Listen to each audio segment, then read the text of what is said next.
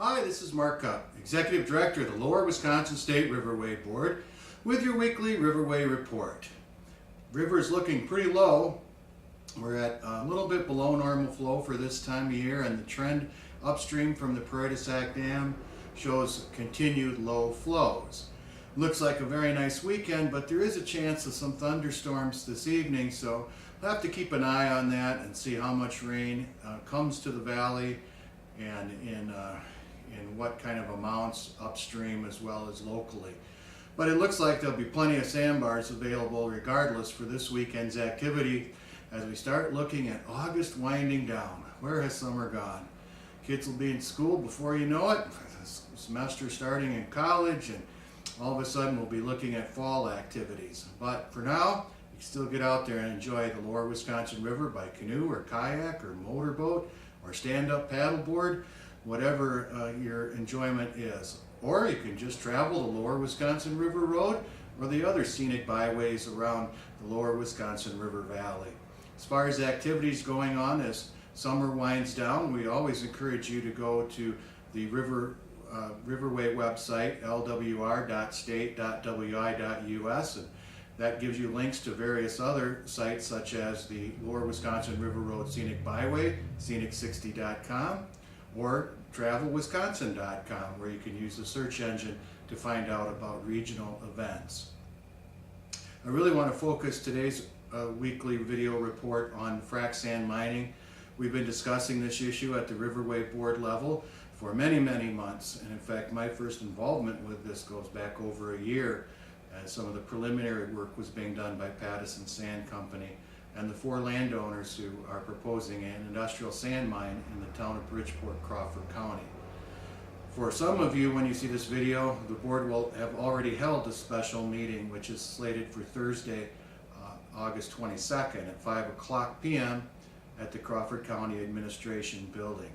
There has been an unprecedented amount of public comment received on this issue. We have about 2,500 form email letters that we've received, as well as hundreds of other letters and emails from interested citizens, and predominantly opposed to the frac sand mining at that location. It's important to note that only a portion of the proposed mine site falls within the Riverway boundary. The great majority of it is actually outside the Riverway boundary and is likely to continue regardless of Riverway board action. However, some of the opponents of the mine have actually filed paperwork with Crawford County Circuit Court to challenge the permits approved at the Town of Bridgeport level. So we'll have to see how that plays out. It's been one of the most difficult issues that I've faced in my almost 24-year history with the Riverway Board, going back to inception of the project.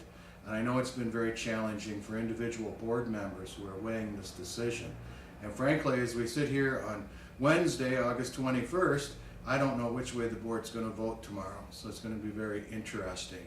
Just to give you a quick snippet of some of the work we've been doing, we commissioned with the State Cartographer's Office a viewshed analysis. You can see some of that represented here. I'm sure it won't come through that great on the camera, but it's also on our website.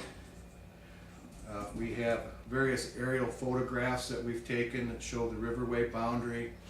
We've used the mining phase maps that Pattison Sand Company's provided, did some additional viewshed analysis to identify areas of greater concern. And then we've also, with the help of the Pattison Sand Company and their surveyors, come up with other maps that further identify these sensitive areas, as we'll call them. The Riverway law indicates that the board shall issue a permit for non-metallic mining activities that meet certain performance standards related to the non-visibility of the mine site when viewed from the river during leaf-on conditions. And that's what Pattison Sand Company has tried to do in their application. However, there are some board members who have expressed concern about the ancillary impacts of the mine, such as dust, noise, light pollution, truck traffic, and the overall detrimental effect on the pristine Riverway experience. So that's what's being weighed right now, the evaluation of the strict interpretation of the law versus what some board members may consider to be a gray area. This will all come to a head at our special board meeting Thursday night, August 22nd in Prairie du Chien. It's been well covered by the media, so if you're catching this weekly video report after the fact, you can check our website for our latest press releases on the information, but I'm also sure it'll be in some of the daily papers and for sure in the weekly papers next week. As always, if you have any questions about this topic or anything else Riverway related, give our office a call, 1-800-221-3792, or shoot me an email, mark.cupp@wisconsin.gov. So until next time, and until we put this frac sand mining issue to bed, I hope to see you somewhere in the lower Wisconsin State Riverway.